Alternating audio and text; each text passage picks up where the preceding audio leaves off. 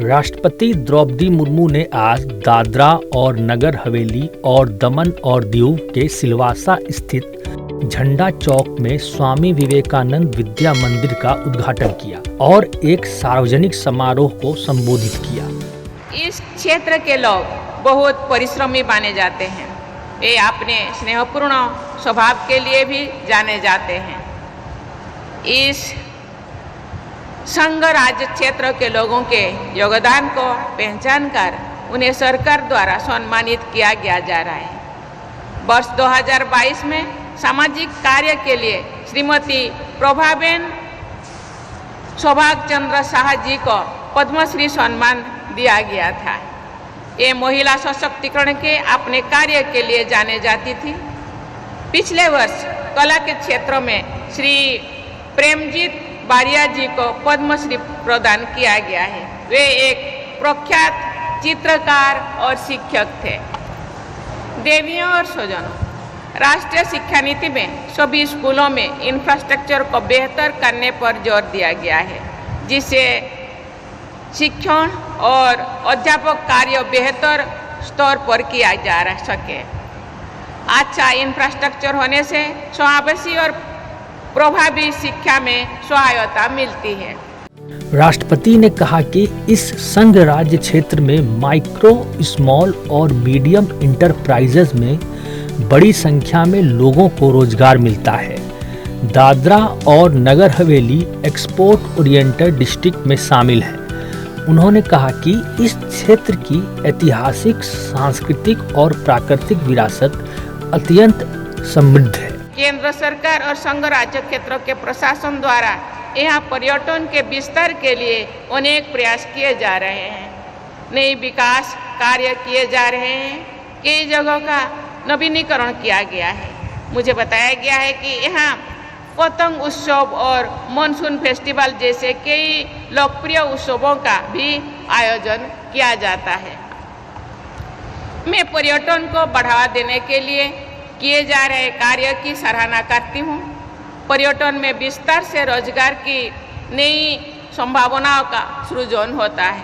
हमारे देश की सुंदरता और धरोहर के बारे में ज़्यादा से ज़्यादा लोग जान पाते हैं। साथ ही जब हम अन्य क्षेत्रों के लोगों से मिलते हैं, हम और अधिक उदार और संवेदनशील भी बनते हैं।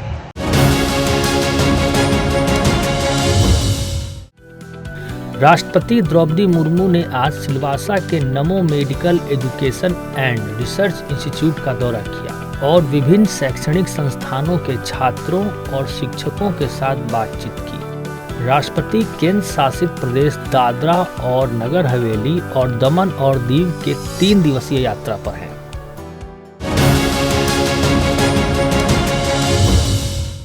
भारत दौरे पर आए वियतनाम की कम्युनिस्ट पार्टी के पोलिट ब्यूरो सदस्य हो Chi Minh national academy of politics के अध्यक्ष डॉक्टर गुएन जुआन थांग ने आज दिल्ली में उपराष्ट्रपति जगदीप धनखड़ से मुलाकात की। बैठक के दौरान भारत और वियतनाम के बीच व्यापक रणनीतिक साझेदारी को और मजबूत करने के लिए उभरती प्रौद्योगिकियों की भूमिका समेत आपसी हितों के विभिन्न मुद्दों पर चर्चा हुई। साथ ही दोनों देशों के बीच ऐतिहासिक संबंधों को मजबूत करने और साझा मूल्यों को आगे बढ़ाने की प्रतिबद्धता जताई गई।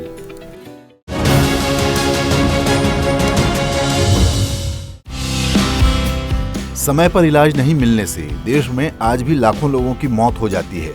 इसके लिए जरूरी है कि स्वास्थ्य सुविधाओं का विस्तार बड़े शहरों के साथ छोटे शहरों और ग्रामीण इलाकों तक हो। पिछले 10 सालों में सरकार की ओर से स्वास्थ्य सुविधाओं का दायरा बढ़ाने के लिए राष्ट्रीय स्वास्थ्य मिशन, आयुष्मान भारत जैसी योजनाओं के साथ ही नए मेडिकल कॉलेज और हर राज्य में नए एम्स की स्थापना की जा रही है। इसी कड़ी में अब दरभंगा को एम्स मिलने का सपना साकार हो रहा है। बिहार के दरभंगा में प्रधानमंत्री नरेंद्र मोदी ने बिहार को दूसरे एम्स का तोहफा दिया। इस मौके पर प्रधानमंत्री ने बिहार को करीब 12,000 करोड़ रुपए से ज्यादा की विकास योजनाओं की भी सौगात दी। प्रधानमंत्री ने कहा कि सरकार देश में स्वास्थ्य को लेकर होलिस्टिक अप्रोच के साथ काम कर रही है। आज बिहार समेत पूरा देश विकास के बड़े बड़े लक्ष्यों को पूरा होते देख रहा है। जिन सुविधाओं, परियोजनाओं की पहले सिर्फ चर्चा होती थी, आज वो वास्तविकता बनकर जमीन पर उतर रही है। हम विकसित भारत की तरफ तेजी से कदम बढ़ा रहे हैं। हमारी पीढ़ी सौभाग्यशाली है कि हम इसके साक्षी बन रहे हैं और इसे पूरा करने में अपना योगदान भी दे रहे हैं। साथियों, हमारी सरकार देश की सेवा के लिए, लोगों के कल्याण के लिए हमेशा प्रतिबद्ध रही है। सेवा की इसी भावना से यहां विकास से जुड़े 12,000 करोड़ रुपए के एक ही कार्यक्रम में 12,000 करोड़ रुपए का अलग अलग प्रोजेक्ट का शिलान्यास और लोकार्पण हुआ है। प्रधानमंत्री ने कहा कि दरभंगा में बनने वाले एम्स से पड़ोसी राज्यों के अलावा नेपाल के लोगों को भी इलाज की सुविधा मुहैया होगी। दरभंगा में एम्स का सपना साकार होने की तरफ एक बड़ा कदम उठाया गया है। दरभंगा एम्स के निर्माण से बिहार के स्वास्थ्य क्षेत्र में बहुत बड़ा परिवर्तन आएगा। इससे मिथिला, कोसी और तिरहुत क्षेत्र के अलावा पश्चिम बंगाल और आसपास के कई क्षेत्रों के लोगों के लिए सुविधा होगी। नेपाल से आने वाले मरीज भी इस एम्स अस्पताल में इलाज करा सकेंगे। आयुष्मान भारत योजना का जिक्र करते हुए प्रधानमंत्री नरेंद्र मोदी ने कहा कि इससे लाखों गरीबों को लाभ मिला है। आयुष्मान योजना से करोड़ों परिवारों को करीब 1.25 लाख करोड़ रुपए की बचत हुई है। ये 1.25 लाख करोड़ रुपया अगर सरकार ने देने की घोषणा की होती तो महीने भर हेडलाइन पे चर्चा चली रहती। एक योजना से देश के नागरिकों के जेब में 1.25 लाख करोड़ रुपया बचे हैं। भाइयों और बहनों, चुनाव के समय मैंने आपको गारंटी दी थी कि 70 साल के ऊपर के बुजुर्ग हैं, उन सबको भी आयुष्मान योजना के दायरे में लाया जाएगा। मैंने अपनी ये गारंटी पूरी कर दी है। बिहार में भी 70 साल से ऊपर के जितने भी बुजुर्ग हैं, परिवार की कमाई कुछ भी हो, उनके लिए मुफ्त इलाज की सुविधा शुरू हो गई है। प्रधानमंत्री ने पिछली सरकारों पर स्वास्थ्य सुविधा की अनदेखी का भी आरोप लगाया। आजादी के 60 सालों तक देश में सिर्फ एक ही एम्स था और वो भी दिल्ली में। हर गंभीर बीमारी के लोग दिल्ली एम्स का रुख करते थे। कांग्रेस की सरकार के समय जो 4-5 एम्स और बनाने की घोषणा हुई, उनमें कभी ठीक से इलाज नहीं शुरू हो पाया। हमारी सरकार ने अस्पतालों की इन बीमारियों को भी दूर किया और देश के कोने कोने में नए एम्स भी बनाए। आज देश भर में करीब 2 दर्जन एम्स है। बीते 10 सालों में देश में मेडिकल कॉलेजों की संख्या भी करीब करीब 2 गुनी हुई है। इससे इलाज की सुविधा तो मिली है, बड़ी संख्या में हमारे युवा डॉक्टर भी बने हैं। दरभंगा एम्स से भी हर वर्ष बिहार के अनेक युवा डॉक्टर बनकर सेवा के लिए निकलेंगे।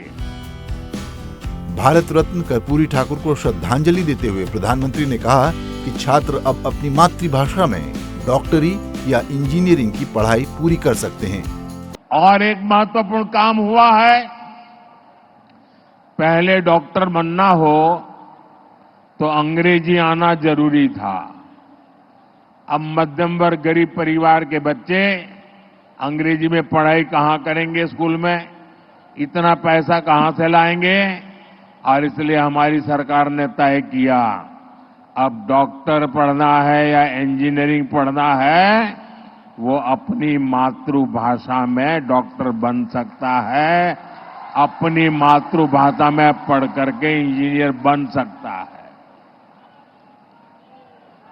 और एक प्रकार से मेरा ये काम कर्पूरी ठाकुर जी को सबसे बड़ी श्रद्धांजलि है।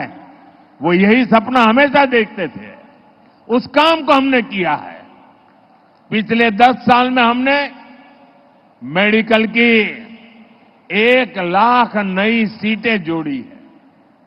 हम आने वाले 5 साल में देश में मेडिकल की 75,000 नई सीटें जोड़ने वाले हैं। मुजफ्फरपुर में बन रहे कैंसर अस्पताल का जिक्र करते हुए प्रधानमंत्री ने जल्द ही बिहार में एक आंखों का अस्पताल बनाने की बात कही। हमारी सरकार ने कैंसर से लड़ाई का भी एक बड़ा अभियान छेड़ा है। मुजफ्फरपुर में जो कैंसर अस्पताल बन रहा है, इससे बिहार के कैंसर मरीजों को बहुत लाभ होगा। इस अस्पताल में एक ही छत के नीचे कैंसर के इलाज की सभी सुविधाएं उपलब्ध होगी। अब तक जिन मरीजों को इलाज के लिए दिल्ली, मुंबई जाना पड़ता है, उन्हें यहीं पर बेहतर इलाज मिल सकेगा।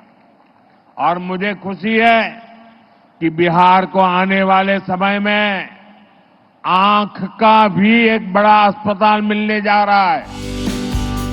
प्रधानमंत्री ने कहा कि डबल इंजन सरकार बिहार के विकास को गति देने के लिए प्रतिबद्ध है। एनडीए की डबल इंजन की सरकार बिहार में विकास को गति देने के लिए प्रतिबद्ध है।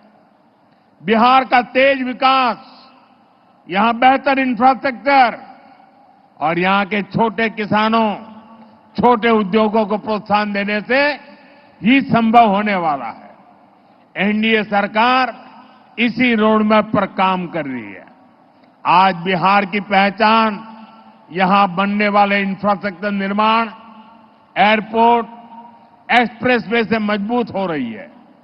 दरभंगा में उड़ान योजना के तहत एयरपोर्ट शुरू हुआ है, जिससे दिल्ली, मुंबई जैसे जैसे शहरों तक सीधी उड़ान की सुविधा मिलने लगी है।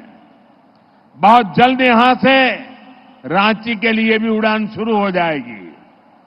5,500 करोड़ रुपए की लागत से तैयार होने वाले आमद दरभंगा एक्सप्रेस पर भी काम चल रहा है। इस मौके पर प्रधानमंत्री ने देश भर के विभिन्न रेलवे स्टेशनों पर 18 प्रधानमंत्री भारतीय जन औषधि केंद्रों का भी शुभारंभ किया। ये केंद्र यात्रियों के लिए रेलवे स्टेशनों पर सस्ती दवाओं की उपलब्धता सुनिश्चित करेंगे।